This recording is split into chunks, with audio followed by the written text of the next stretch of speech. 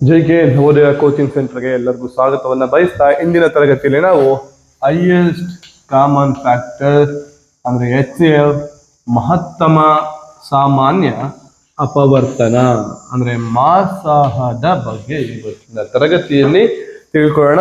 ಇಲ್ಲಿ ನೋಡಿ, ಅದಕ್ಕಿಂತ ಮುಂಚೆ ಫ್ಯಾಕ್ಟರ್ ಅಪವರ್ತನ ಅಂದ್ರೆ ಏನು ತಿಳ್ಕೊಳ್ಳೋಣ. ಹೈಯೆಸ್ಟ್ ಕಾಮನ್ ಫ್ಯಾಕ್ಟರ್ ಅಂದ್ರೆ ಮೊದಲು ಫ್ಯಾಕ್ಟರ್ ಅಂದ್ರೆ ಏನು, ಅಪವರ್ತನ ಅಂದ್ರೆ ಏನು ಅಂತ ತಿಳ್ಕೊಳ್ಳೋಣ. ನೋಡಿ, ಫ್ಯಾಕ್ಟರ್ ಅಂತ ಹೇಳಿದ್ರೆ, if a number is exactly divisible by another number without leaving any remainder, then the second number is said to be factor of first number. ಕನ್ನಡದಲ್ಲಿ ಒಂದು ಸಂಖ್ಯೆ ಮತ್ತೊಂದು ಸಂಖ್ಯೆಯಿಂದ ಪೂರ್ಣವಾಗಿ ಭಾಗಿಸಿದರೆ ಎರಡನೇ ಸಂಖ್ಯೆಯನ್ನ ಮೊದಲ ಸಂಖ್ಯೆಯ ಅಪವರ್ತನ ಎಂದು ಕರೆಯುತ್ತಾರೆ. ಈಗ ನಾವು ಇದರ ಬಗ್ಗೆ ಒಂದು ಎಕ್ಸಾಂಪಲ್ ಅನ್ನು ನೋಡೋಣ ಮಕ್ಕಳ. ನೋಡ್ಕೊಳ್ಳಿ, ಫ್ಯಾಕ್ಟರ್ ಅಪವರ್ತನ ಅಂದ್ರೆ ಏನು ಅಂತ ನೋಡ್ಕೊಳ್ಳಿ. ಇದನ್ನ ಆ ನಂತರ ನೀವು ನೋಟ್ಸ್ಗೆ ನಾನು ಕೊಡ್ತೀನಿ, ಅದನ್ನ ನೋಟ್ಸ್ ಮಾಡ್ಕೋಬಹುದು. ಈಗ 4 ಅನ್ನ ನಂಬರ್ ತಗೊಳ್ಳೋಣ. ಏನ್ ಹೇಳಿದ್ರು, ಒಂದು ಸಂಖ್ಯೆ ಅದು ಸಂಪೂರ್ಣವಾಗಿ ಭಾಗ ಆಗ್ಬೇಕು, ರಿಮೈಂಡರ್ ಉಳಿಬಾರ್ದು ಮಕ್ಕಳ. ನೋಡಿ, ಇದು ಯಾವ ಸಂಖ್ಯೆಯಿಂದ ಭಾಗ ಆಗುತ್ತೆ? ಇದು 2 ಎನ್ನುವ ಸಂಖ್ಯೆಯಿಂದ 2 ಎನ್ನುವ ಸಂಖ್ಯೆಯಿಂದ ಭಾಗ ಆಗುತ್ತೆ. ನೋಡಿ, ಭಾಗಿಸಿ ನೋಡಿ. 2 ಇಂದ 4 ಅನ್ನು ನಾನು ಡಿವೈಡ್ ಮಾಡ್ತಾ ಇದ್ದೀನಿ. 2 2s 4. ರಿಮೈಂಡರ್ ಉಳಿತಾ? ಉಳಿಲಿಲ್ಲ. ಇದನ್ನು ನಾವು ಇದರ 4ರ ಫ್ಯಾಕ್ಟರ್ ಅಂತ ತಗೋಬಹುದು. 4ರ ಫ್ಯಾಕ್ಟರ್ ಯಾವುದು? 2 ಅಂತ ತಗೋಬಹುದು. ನಂತರ 4ಅನ್ನ ನಾನು 4 ಇಂದನೇ ಡಿವಿಷನ್ ಮಾಡ್ತೀನಿ. 4 1s 4. ರಿಮೈಂಡರ್ 0 ಉಳಿತು, ಸಂಪೂರ್ಣವಾಗಿ ಭಾಗ ಆಯ್ತು. ಇದನ್ನು ಕೂಡ ನಾವು ಇದರ ಫ್ಯಾಕ್ಟರ್ ಅಂತ ಹೇಳಿ ಕನ್ಸಿಡರ್ನ ಮಾಡಬಹುದು. ನಂತರ ನೋಡಿ ಮಕ್ಕಳ, ಇದನ್ನ 1 ಇಂದನೂ ಕೂಡ ನಾನು ಇದನ್ನ ಡಿವಿಷನ್ ಮಾಡ್ತೀನಿ. 1 4s 4. ಆನ್ಸರ್ 0 ಬಂತು. 2 4 1. ಹೀಗೆ ಏನು ಅಪವರ್ತನ ಅಂದ್ರೆ ಏನು ಮಕ್ಕಳ? ಫ್ಯಾಕ್ಟರ್ ಅಂದ್ರೆ ಏನು? ಯಾವುದೋ ಒಂದು ನಂಬರ್ ಯಾವ ಯಾವ ಸಂಖ್ಯೆಗಳಿಂದ ಸಂಪೂರ್ಣವಾಗಿ ಭಾಗಿಸಲ್ಪಡುತ್ತದೆಯೋ ಆ ಎಲ್ಲಾ ಸಂಖ್ಯೆಗಳನ್ನ ಆ ಸಂಖ್ಯೆಯ ಅಪವರ್ತನಗಳು ಅಂತ ಹೇಳಿ ಕರಿಬಹುದು. ನೋಡಿ, ಈಗ ನಾನು 18 ತಗೋತೀನಿ. 18 ಯಾವ ಯಾವ ನಂಬರ್ ಇಂದ ಸಂಪೂರ್ಣವಾಗಿ ಭಾಗ ಆಗ್ತದೆ? ರಿಮೈಂಡರ್ 0 ಬರಬೇಕು, ಶೇಷ 0 ಆಗಿ ಉಳಿಬೇಕು. ಅಂತಹ ನಂಬರ್ಗಳು ಯಾವ್ಯಾವುದು? ನೋಡಿ, ಫಸ್ಟ್ ಯಾವುದೇ ನಂಬರ್ ಅನ್ನ ಕೊಡಿ, ಅದರ ಅಪವರ್ತನ 1 ಆಗೇ ಆಗಿರುತ್ತೆ. 1. ನೋಡಿ, 1ರಿಂದ ನಾವು ಭಾಗಿಸಿ ನೋಡಿ. 1ರಿಂದ 18 ನಾವು ಭಾಗಿಸಿದಾಗ 1 18 18, 8 8 ಕಳೆದ್ರೆ 0, 1 1 ಕಳೆದ್ರೆ 0. ನಮಗಾಗಿ 1 ಕೂಡ ಅದರ ಫ್ಯಾಕ್ಟರ್ ಆಯ್ತು. ನಂತರ 2 ಅನ್ನ ತೆಗೆದುಕೊಂಡು ನೋಡೋಣ. 2 9s 18. ರಿಮೈಂಡರ್ 0 0. ಹಾಗಾದ್ರೆ 2 ಕೂಡ ಅದರ ಫ್ಯಾಕ್ಟರ್ ಆಗುತ್ತಾ? 3 ತೆಗೆದುಕೊಂಡು ನೋಡೋಣ.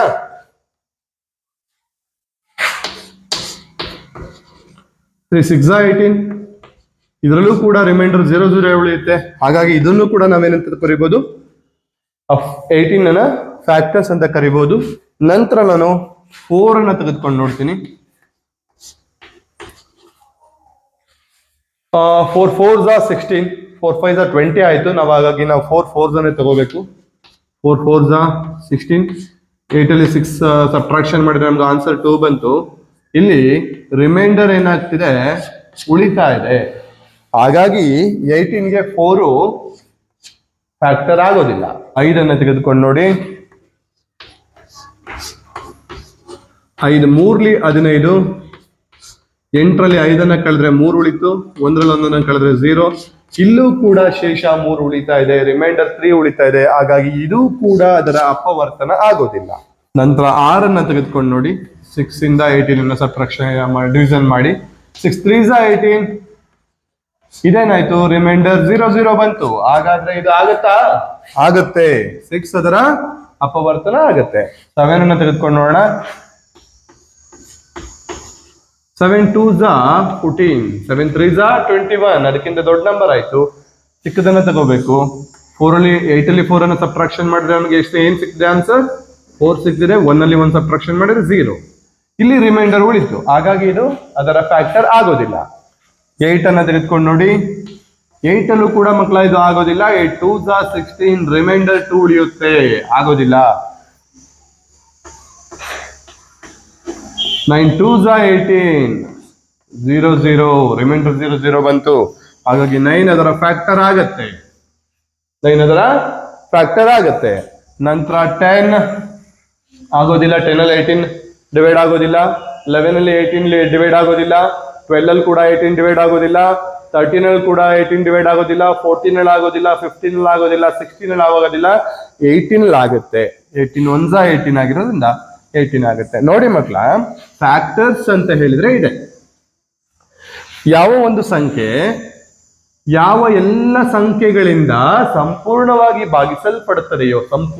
ಭಾಗಿಸಲ್ಪಡುತ್ತದೆಯೋ ಅದನ್ನ ನಾವು ಅದರ ಅಪವರ್ತನಗಳು ಅಂತ ಹೇಳಿ ಕರಿತೀವಿ. ಮಕ್ಕಳ, ಇವಾಗ ನಮ್ಗೆ ಫ್ಯಾಕ್ಟರ್ ಅಂದ್ರೆ ಏನು ಅಂತ ಗೊತ್ತಾಯ್ತು. ಈಗ ಹೈಯೆಸ್ಟ್ ಕಾಮನ್ ಫ್ಯಾಕ್ಟರ್ ಅಂದ್ರೆ ಏನು, ಅದನ್ನ ಯಾವ ರೀತಿ ಕಂಡುಹಿಡಿಯೋದು ಅನ್ನೋದ್ರ ಬಗ್ಗೆ ತಿಳ್ಕೊಳ್ಳೋಣ.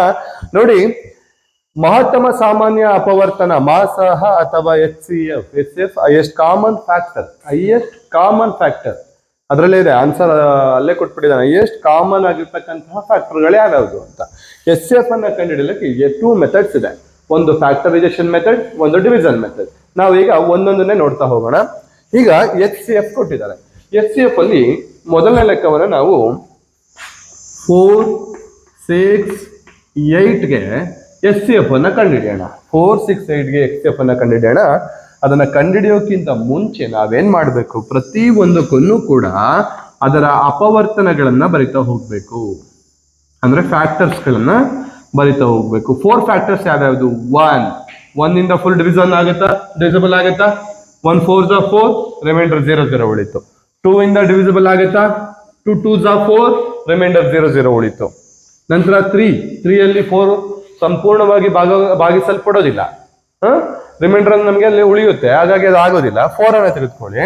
4 ಕೂಡ ವಿತೌಟ್ ರಿಮೈಂಡರ್ ಅದು ನಮ್ಗೆ ಡಿವಿಸಿಬಲ್ ಆಗತ್ತೆ, ಸಂಪೂರ್ಣವಾಗಿ ಭಾಗ ಆಗತ್ತೆ. ಹಾಗಾಗಿ ಅದು ಈಗ 4 ಬಂದಾಗಿದೆ. ಅದಕ್ಕಿಂತ ದೊಡ್ಡ ನಂಬರ್ಗಳು ಯಾವಾಗ್ಲೂ ಕೂಡ ಅದರ ಅಪವರ್ತನಗಳು ಆಗಿರೋದಿಲ್ಲ. ಬಿಟ್ಬಿಡೋಣ ಅಲ್ಲಿಗೆ. ನಾವು 6ಗೆ ಅಪವರ್ತನಗಳನ್ನ ಬರೆಯೋಣ, ಫ್ಯಾಕ್ಟರ್ಸ್ ಅನ್ನ ಬರೆಯೋಣ. ಯಾವುದೇ ನಂಬರ್ ತಗೊಳ್ಳಿ, ಅದಕ್ಕೆ 1 ಅನ್ನೋದು ಯಾವಾಗ್ಲೂ ಕೂಡ ಕಾಮನ್ ಆಗಿ ಅದರ ಫ್ಯಾಕ್ಟರ್ ಆಗೇ ಇರುತ್ತೆ. ಹಾಗಾಗಿ 1 ಫಸ್ಟ್ ಬರೆದ್ಬಿಡಿ. ನಂತರ 2 ಇಂದ ನೋಡಿ, 2 3s are 6, ಅದು ಸಂಪೂರ್ಣವಾಗಿ ಭಾಗಿಸಲ್ಪಡುತ್ತೆ. ನಂತರ 3 2s are 6, 3 ಇಂದ 6 ಅನ್ನೋದು ಸಂಪೂರ್ಣವಾಗಿ ಭಾಗಿಸಲ್ಪಡುತ್ತೆ, ರಿಮೈಂಡರ್ ನಮಗೆ 0 0 ಬರುತ್ತೆ. 3 2s are 6.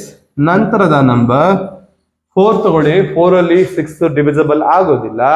5 ಅಲ್ಲೂ ಕೂಡ 6 ಅನ್ನೋದು ನಂಬರ್ ಡಿವಿಸಿಬಲ್ ಆಗೋದಿಲ್ಲ. ಅದ ನಂತರ ನಮ್ಗೆ ಸಿಗ್ತಕ್ಕಂಥದ್ದು 6 ಅಲ್ಲಿ 6 ಬಂದ್ಮೇಲೆ ಅದರ ಮುಂದಿನ ಸಂಖ್ಯೆಗಳು ಯಾವೂ ಕೂಡ ಅದರ ಅಪವರ್ತನಗಳಾಗೋದಿಲ್ಲ. ನಂತರ 8ಗೆ ಬನ್ನಿ. ಕಾಮನ್ ಆಗಿ 1 ಹಾಗೆ ಆಗಿರುತ್ತೆ ಅಂತ ಹೇಳಿದೀನಿ.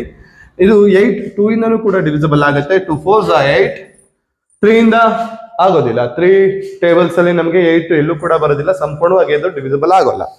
4 ಇಂದ ಆಗುತ್ತಾ? 4 ಇಂದ ಆಗುತ್ತೆ. 4 2s are 8. ನಂತರ 5 ಅಲ್ಲಿ ಆಗುತ್ತಾ? 5 ಅಲ್ಲಿ ಆಗೋಲ್ಲ. 6 ಅಲ್ಲಿ ಕೂಡ ಆಗಲ್ಲ. 7 ಅಲ್ಲಿ ಕೂಡ ಆಗಲ್ಲ. 8 ಅಲ್ಲಿ ಆಗುತ್ತೆ. 8 1s are 8. ಅದನ್ನ ಕೊಟ್ಟಂತಹ ನಂಬರ್ನಿಂದ ದೊಡ್ಡ ನಂಬರ್ಗಳು ನಮಗೆ ಡಿವಿಸಿಬಲ್ ಯಾವ್ದ್ರಿಂದ ಅಪವರ್ತನಗಳು ಬರೋದಿಲ್ಲ, ಫ್ಯಾಕ್ಟರ್ಸ್ಗಳು ಬರೋದಿಲ್ಲ. ಇವಾಗ ನಾವು 4 6 8ಗೆ ಅಪವರ್ತನಗಳನ್ನ ಬರ್ದಿದೀವಿ, ಫ್ಯಾಕ್ಟರ್ಸ್ ನ ಬರ್ದಿದೀವಿ. ಇಲ್ಲಿ ಕಾಮನ್ ಆಗಿರ್ತಕ್ಕಂತಹ ಫ್ಯಾಕ್ಟರ್ಗಳು ಯಾವ್ಯಾವುದು? 1 ಕಾಮನ್ ಇದೆ, 2 ಕಾಮನ್ ಇದೆ, 1 ಕಾಮನ್ ಇದೆ, ಮತ್ತೆ 2 ಅನ್ನುವ ನಂಬರ್ ಕಾಮನ್ ಆಗಿದೆ. ಕಾಮನ್ ಆಗಿರೋದ್ರಲ್ಲಿ ದೊಡ್ಡ ನಂಬರ್ ಯಾವುದು? 2. ಹಾಗಾದ್ರೆ 4 6 and 8 HCF is equal to 2. ಇದು ಫ್ಯಾಕ್ಟರೈಸೇಷನ್ ಮೆಥಡ್. ನಾವು ಇದನ್ನ ಡಿವಿಷನ್ ಮೆಥಡ್ ಅಲ್ಲಿ ನೋಡೋದಾದ್ರೆ 4 ಅನ್ನ ನಾವು ಡಿವಿಷನ್ ಮಾಡ್ತಾ ಹೋಗೋಣ. 2 2s are 4, 2 1s are 2. ನಂತರ 6 ಅನ್ನ ಡಿವಿಷನ್ ಮಾಡಿ. 2 3s are 6, 3 1s are 3. ನಾವು ರಿಮೈಂಡರ್ ಇಲ್ಲಿ 1 ಬರೋವರೆಗೂ ಮಾಡ್ತಾ ಹೋಗೋಣ. 8 ತಗೊಳ್ಳಿ. 2 4s are 8, 2 2s are 4, 2 1s are 2. ಈಗ ನಾವು ಇದನ್ನ ಬರ್ಕೊಳ್ಳಿ. 4th ಬಂದ್ಬಿಟ್ಟು 2 into 2 into 1. ನೋಡಿ, ಇಲ್ಲಿ ಇರ್ತಕ್ಕಂಥದ್ದನ್ನ ನಾವು ಇಲ್ಲಿ ಮಲ್ಟಿಪ್ಲಿಕೇಶನ್ ಸೈನ್ ಹಾಕೊಂಡು ಬರ್ಕೊಂಡು ಹೋಗ್ಬೇಕು. 2 into 2 into 1. ನೆಕ್ಸ್ಟ್ 6 ಬನ್ನಿ ಮಕ್ಕಳ. 2 ಇಂಟು 3 ಇಂಟು 1. ಈಗ ನೆಕ್ಸ್ಟ್ 8ಗೆ ಬನ್ನಿ. 2 ಇಂಟು 2 ಇಂಟು 2 ಇಂಟು 1. ಇಲ್ಲಿ ಕಾಮನ್ ಆಗಿರೋದು ಯಾವುದು? 2 and 1. ಈಗ ಅವೆರಡನ್ನ ಬರ್ಕೊಳ್ಳಿ. 2 into 1 is equal to 2 ones are 2. Therefore 4, 6 and 8 HCF is equal to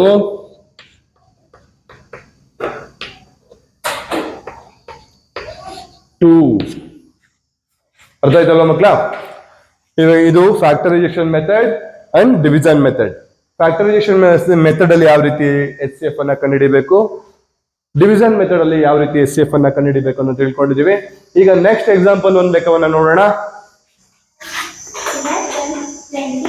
12, 24, 20. ಈ 3 ಸಂಖ್ಯೆಗಳನ್ನ ಕೊಟ್ಟಿದ್ದಾರೆ. ಇದಕ್ಕೆ ನಾವು HCF ಅನ್ನ ಕಂಡುಹಿಡಿಯೋಣ. ಮೊದಲನೇದಾಗಿ ನಾವು ಫ್ಯಾಕ್ಟರೈಸೇಷನ್ ಮೆಥಡ್ ಆಗಿ ಹೋಗೋಣ.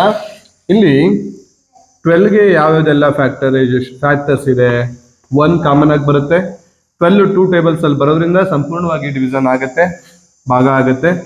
3 ನಂತರ ಮಕ್ಕಳ 4, ವೆರಿ ಗುಡ್. 6, 12. ಇನ್ನು ಯಾವ ನಂಬರ್ ಇಂದಲೂ ಕೂಡ ಅದು ಡಿವಿಸಿಬಲ್ ಆಗೋದಿಲ್ಲ. 24 ಅನ್ನ ತಗೊಳ್ಳೋಣ. ಯಾವ್ಯಾವ ನಂಬರ್ ಇಂದ ಬರುತ್ತೆ? 1, 2, 3, 4, 6, 8, 12, 24. ಇಷ್ಟು ನಂಬರ್ಗಳಿಂದ ಅದು ಸಂಪೂರ್ಣವಾಗಿ ಭಾಗಿಸಲ್ಪಡುತ್ತದೆ. 20 ಅನ್ನುವ ಅಂಕಿಯನ್ನು ನಮ್ಮ ಸಂಖ್ಯೆಯನ್ನು ತೆಗೆದುಕೊಳ್ಳೋಣ. 1, 2, 4, 5, 10, 20. ನೋಡಿ ಇಲ್ಲಿ ಕಾಮನ್ ಆಗಿರೋದು ಯಾವ್ಯಾವುದು? 1 ಕಾಮನ್ ಆಗಿದೆ, 2 ಕಾಮನ್ ಆಗಿದೆ, ಮತ್ತೆ ಇಲ್ಲಿ 4 ಕೂಡ ಕಾಮನ್ ಆಗಿದೆ. ಹಾಗಾದ್ರೆ ಇದರಲ್ಲಿ ಹೈಯೆಸ್ಟ್ ಕಾಮನ್ ಆಗಿರೋದು ಯಾವುದು? ಕಾಮನ್ ಫ್ಯಾಕ್ಟರ್ ಯಾವುದು? 4. Therefore 12, 24 and 20 HCF is equal to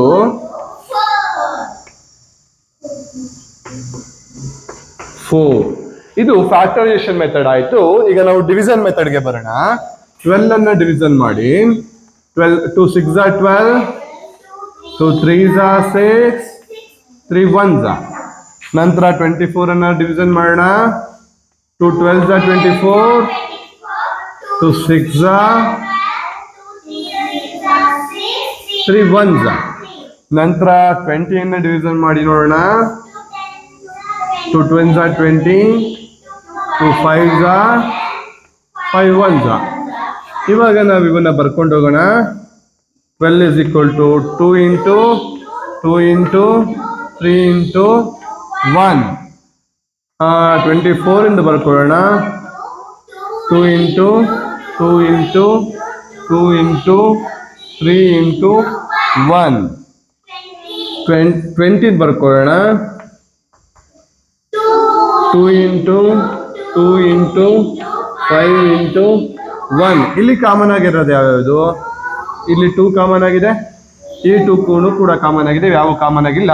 common ಆಗಿರೋವನ್ನ multiplication ಮಾಡಬೇಕು. Therefore 12, 24 and 20 HCF is equal to 4. ನೋಡಿ, ಇವನ್ನ ನಾವು ಅವಿಭಾಜ್ಯ ಅಪವರ್ತನಗಳು ಅಂತ ಹೇಳಿ ಕರಿತೀವಿ. ಅವಿಭಾಜ್ಯ ಅಪವರ್ತನಗಳು ಈ ತರನು ಕೇಳ್ಬಹುದು.